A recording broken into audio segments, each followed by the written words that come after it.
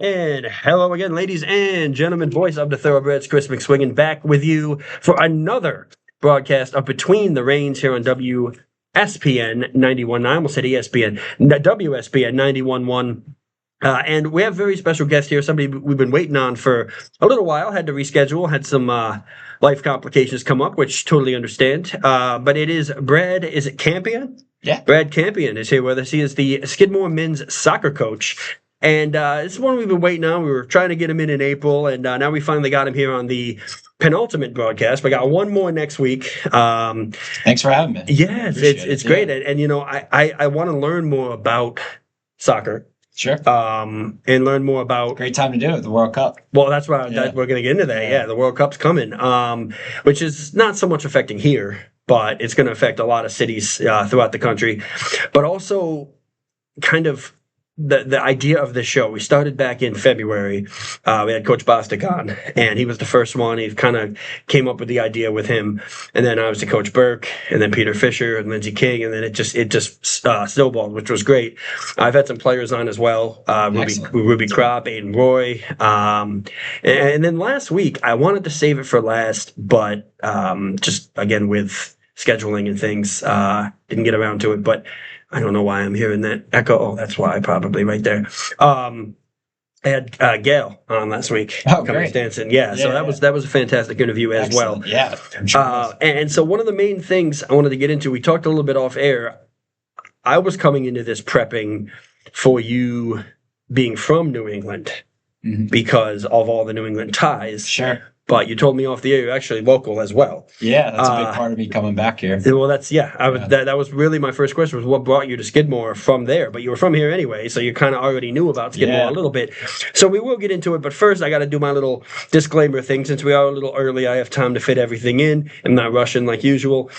Coach Campion arrives here with an incredibly strong resume. Most recently, he was part of the staff at the University of New Hampshire, where the program became one of the top teams in the country, earning a top 10 national ranking, advancing to the NCAA Sweet 16, and producing professional talent, including MLS draft picks.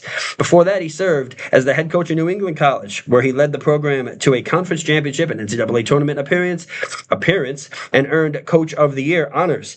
As a player, he's a former NCAA national champion, multi-time all-conference selection, and academic All-American. Now he brings that experience to Skidmore here in first season, I believe, right? Second season. Well, it's going into second? Going into third. Going into third season, okay.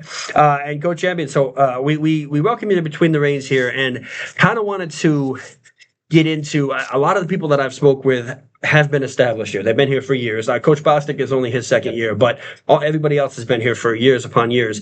You're going now into your third season, and what was the main difference for you coming into Skidmore here, coming from a program like UNH, it's D1, sure, coming down now to the D3 level, but still ultra competitive? I mean, was there a big transition for you, or?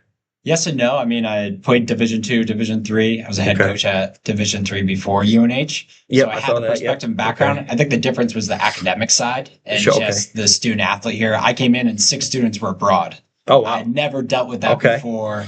Especially at Division I level, but even at the Division III level. During the seasons they can't leave. Yeah. But I came in the spring. Oh, in the spring. Even just to be like, there's 6 guys I can't meet right now. Oh, yeah, because they're very interesting. Sure. And then just the academic pursuit here, the pursuit of excellence in career path was a little bit different, not too different than Geneseo, like very high achieving academic school there too.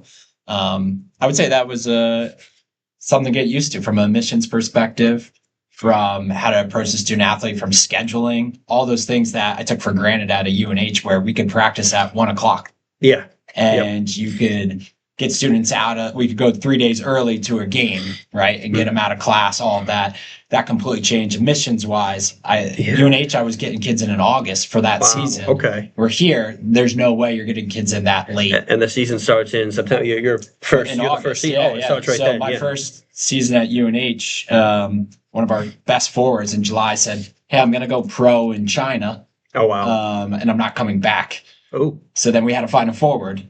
Jeez, in like a quick blink period of of an eye, time. yeah. Yeah, so those are some of the differences. And this was before. No, I don't know. NIL doesn't really affect soccer at all too much, right? It does now. It does now, okay. But not when I was there. Yeah, so it wasn't like, hey, we're going to offer you this much to come, like kind of a thing. Whereas you see a lot of college athletics, at least on the D1 level. I don't know so much about soccer, but I know basketball and football is really like free agency now. Yeah. It's really just kind of like there are, I guess, students you can put in quotes that have been at a different school all 4 years.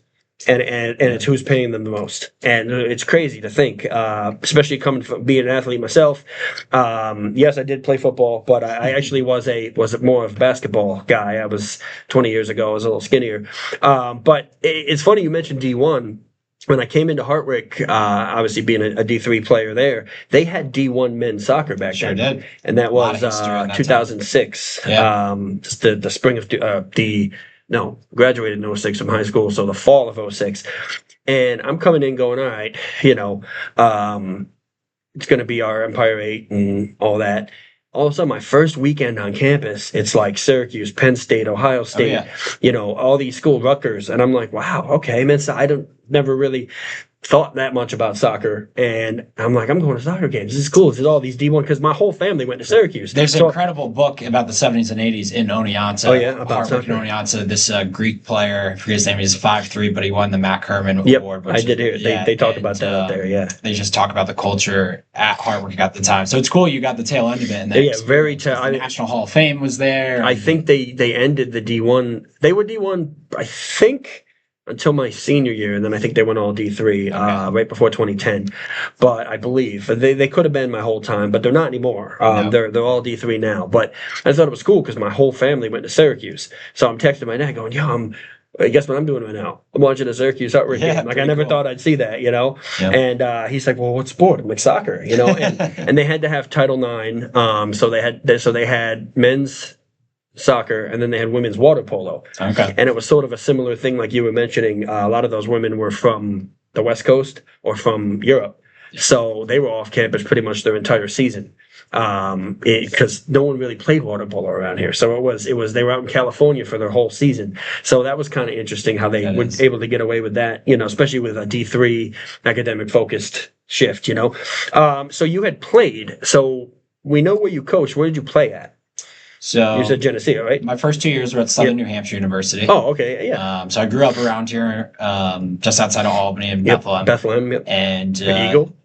Eagle, yeah, okay. Good stuff. Yeah. Okay. So huge soccer culture in that town. We had the Bethlehem Hooligans, which was our fan group. We had a band at every game. They had chants for everyone in the field. It was a incredible soccer culture. So I got recruited Division I, Division II, Division III, but Southern New Hampshire played excellent soccer, and the coach who ended up being my boss at UNH, Mark Hubbard, was the coach at Southern New Hampshire at the time. So, the black and orange. The Eagles. For Eagles, yeah. That was prideful for that, yeah. So started at Southern New Hampshire, did 2 years there. My sophomore year, we won the national championship. Yep.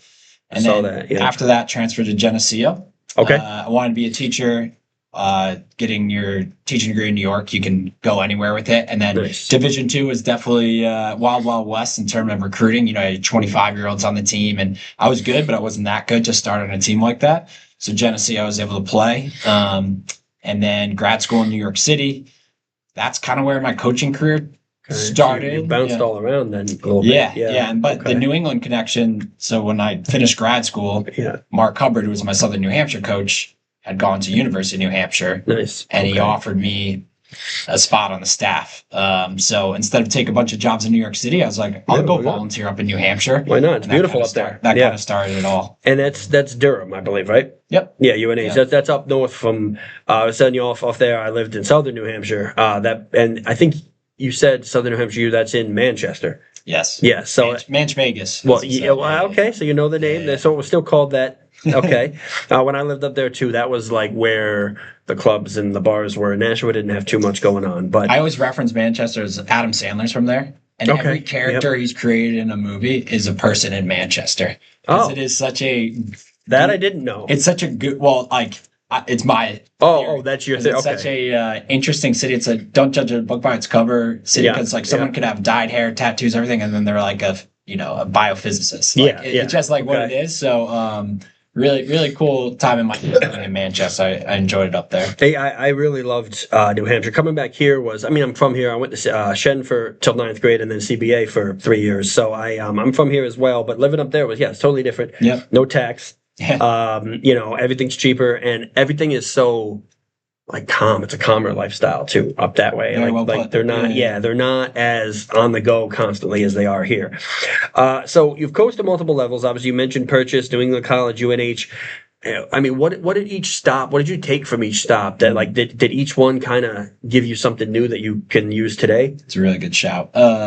So Purchase, let's just talk about that. 70% of their athletic budget was based on leasing out their fields to other outside clubs. So that was such interesting insight into like a Division III program that was just like stringing budgets together and how to recruit to a place that was very much focused on the arts. Sure. So that was an interesting takeaway there. I was coaching club at the time, 13-year-old girls in Manhattan. Oh, wow. Okay. So I got invited to a lot of bat mitzvahs. That was pretty fun. But I learned from there how to manage a club like Manhattan Soccer Club. Is it tough to get fields in Manhattan too? Well, that's like the whole project for it. So Randall's Island is where we practice, which is kind of in between, I guess, like Manhattan and Brooklyn. Okay. We took 3 rounds of charter buses a day from Upper West and Upper East Side over to Randall's. Wow. And like At watching 13. that operation happen That's every wild. single day was pretty crazy. So, that takeaway of just like how to manage a full club in a city was pretty incredible. And I had talked to actually Ruby Kropp, who is from I believe Harlem, and she went to school right near Times Square. Sure. And it was the same thing. Getting to school, like you getting to high school every day was an hour plus. Yeah. And I'm just like, wow, like that's crazy because like I thought Clifton Park to CBA was a long trip, So that's wild. And Purchase, I didn't know that really about Purchase. I know we've played them in athletics before. Yeah. But I didn't. Are they still doing that kind of thing? Or I imagine. I just think it's what happens at a lot of the SUNYs. Like even my experience in SUNY Geneseo, the amount of resources put into paying coaches to the team to everything is not there. So it's cool. It makes you think in creative ways, makes you have to grind and fundraise. And I would say to go to like my next stop at UNH the first time around, you had to grind. I was in a director of operations role, so it was all volunteer. So how many camps I had to work, clinics just to like pay rent. And then it's apprenticeship. You're just there in the office trying to absorb everything from the other coaches and move along was the experience there. But the operation side it's what kind of drives me here. What creates a good student athlete experience? So I'm talking what you're wearing, what the music is, how the locker room feels, the kids that are involved, the merchandise. I mean, we would get 4,000 or 5,000 at UNH soccer games. It was insane for a soccer. I mean, a D1, yeah. But we kept it all free as well. But like how to make a cool experience and like think about that.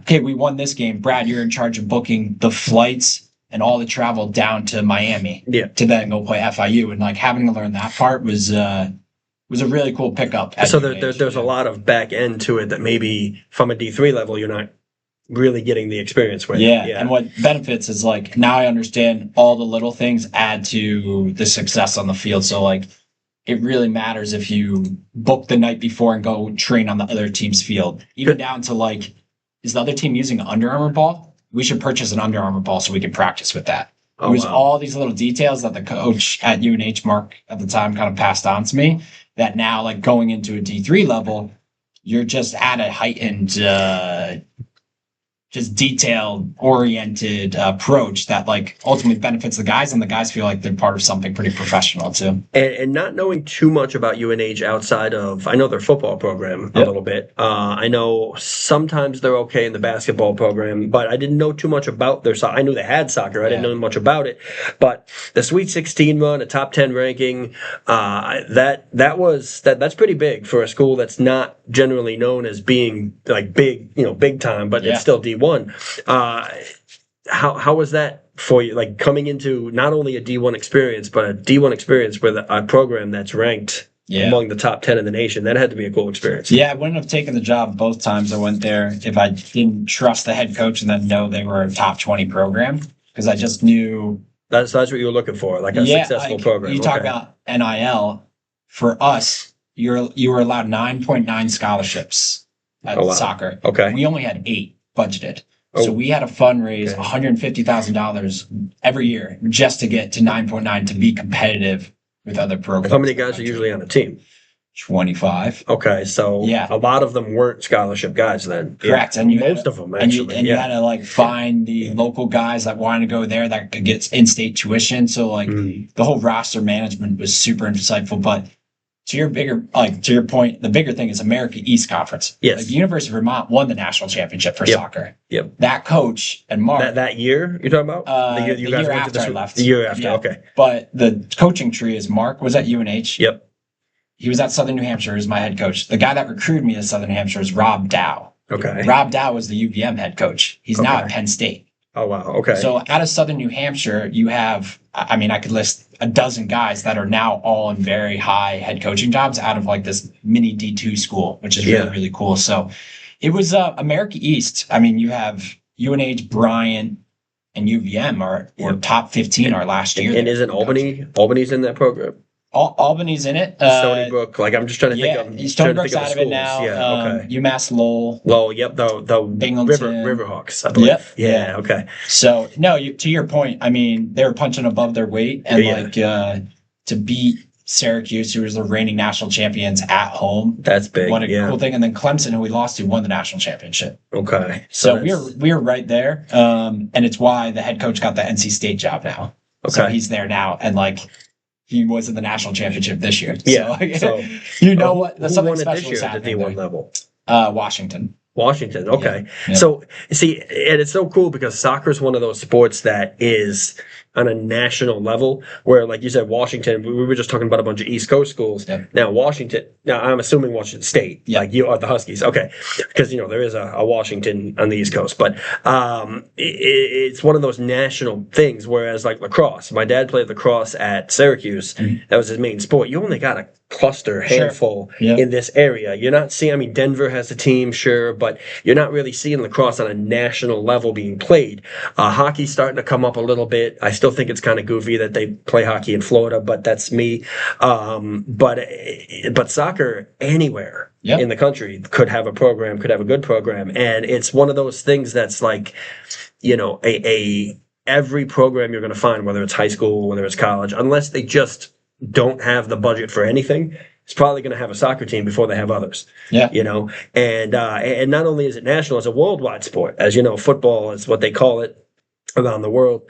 And us now hosting the World Cup is going to be a huge thing as well, which I'm sure you're going to be invested in Massive, that, glued to the TV for that over the summer. And I'm assuming you're rooting for Team USA.